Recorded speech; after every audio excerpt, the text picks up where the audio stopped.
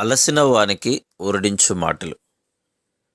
సహోదరుడు భక్తి సింగ్ గారి పరిచర్య నుండి సేకరించిన అనుదిన ధ్యానములు. మార్చ్ 11. ఇశ్రాయేలు, నీ దేవుడైన యెహోవా తట్టుకు తిరుగుము. హోషేయ గ్రంథం 14:1. ప్రభువు దావీదు నొద్దకు తీసుకుని వచ్చిన 4వ రాయిని చూచుదాం. దావీదు అనుభవించిన మిక్కిలి దీన పరిస్థితి మనం 1 సమూయేలు 30వ అధ్యాయము మొదటి 6 వచనాల్లో చూచుదాం. ప్రభు అభిషేకించిన వారిని ముట్టకూడదని దావీదుకు తెలుసు. కొంతకాలం గడిచిన తర్వాత దావీదు అసహనమునకు గురి అయి సౌలుకు విరోధంగా పోరాడు ఫిలిస్తీన్లతో చేరవలనన్న శోధన అతనికి కలిగెను. కానీ ఫిలిస్తీన్ల సర్దారులు దావీదును నమ్మక అతనిని వెనుకకు పంపివేసిరి. దావీదు దుఃఖముతో నిరుత్సాహముతో సిక్లగునకు వచ్చెను. తిరిగి వచ్చు సమయమునకు సిక్లగు చెరపట్టబడి తగులపెట్టబడి ఉంది. స్త్రీలు, పిల్లలు అందరూ చెరలోనికి కొనిపోబడిరి. అది చూచి దావీదును అతని జనులను ఇక ఏడ్చుటకు శక్తి లేకపోవునంత బిగ్గరగా ఏడ్చిరి. కొంతసేపు అయిన తర్వాత ఆ జనులు రాళ్ళు రువ్వి అతని చంపుటకు సిద్ధపడిరి. 6వ వచనం. అవును, అది దావీదు యొక్క తప్పిదమే. అతడు అలాగున చాలా పర్యాయములు చేసెను. కానీ ఈసారి అతడు చాలా అసహనముతో నింపబడి తనకు తన జనులకు కూడా చాలా శ్రమ తీసుకుని వచ్చెను. కొన్నిసార్లు మనకు కూడా ఇలాగే జరుగును. దేవుని చిత్తము బయలుపరచబడట కొరకు కనిపెట్టదుము. కానీ కొంతసేపటికి మనము నిరుత్సాహపడదుము. ఇంక నేను కనిపెట్టలేను అని అందుము.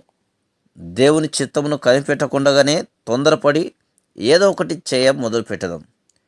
ఈ కారణం చేతనే ఈ దినములలో అనేకమైన చెల్లా చెదురైన కుటుంబములు, అసంతోషంతో నిండిన జీవితములు, దౌర్భాగ్యకరమైన కుటుంబములను చూస్తున్నాం. పురుషులు, స్త్రీలు, పిల్లలు పాపములో జీవించుటయే దీనికి కారణం. దేవుని సన్నిధిలో కనిపెట్టి దేవుని చిత్తమును తెలుసుకుంటకు వారు ఇష్టపడలేదు. కాబట్టి ఇప్పుడు వారు కన్నీరు కార్చుతున్నారు.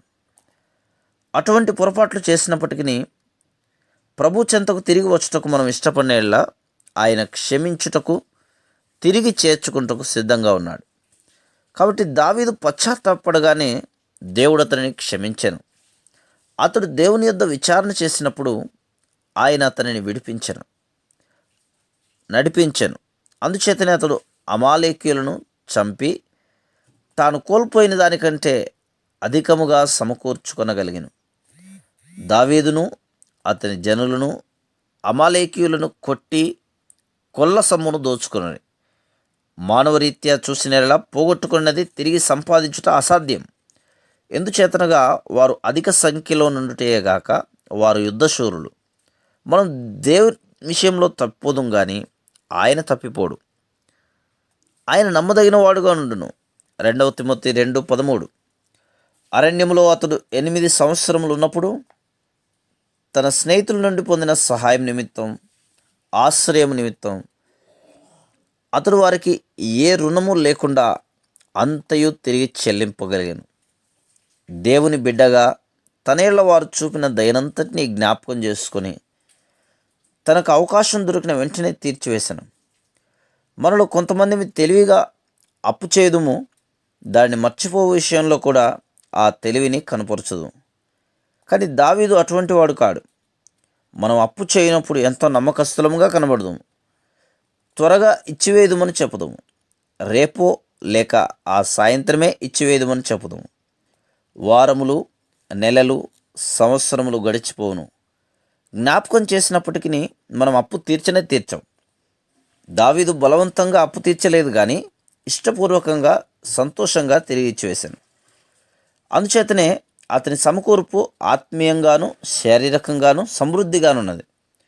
నిన్ను నీవు తగ్గించుకుంటకు ఇష్టపడి నీ పొరపాట్లను అంగీకరించి హృదయపూర్వకంగా దేవుని వైపు తిరిగిన యెడల ఆయన ప్రతి నష్టము నుండి సంపూర్ణమైన సమకూర్పును ఇవ్వగలడు. ఇదియే ప్రభు మనకు ఇవ్వగొరిగిన 4వ రాయి.